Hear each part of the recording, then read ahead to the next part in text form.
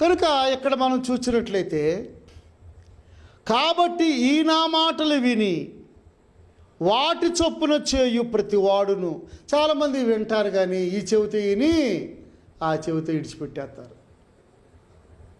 వింటారు, గుడికి వెళ్తారు, ప్రార్థన చేసుకుంటారు, కోటాలకు వెళ్తారు, పండగలకు వెళ్తారు, ప్రభు అంటారు, యేసై దేవుడు అంటారు, కానీ పాపం చేస్తూనే ఉంటారు, లోకానుసారంగా జీవిస్తాను.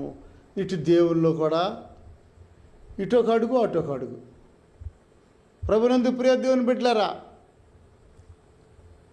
అది సరైనటువంటి కట్టడము కాదు. పాపాన్ని అసహించుకోకుండా, పాపాన్ని ద్వేషించకుండా నువ్వు దేవుల్లో కూడా ఉండాలంటే అది సరైన విధానము కాదు.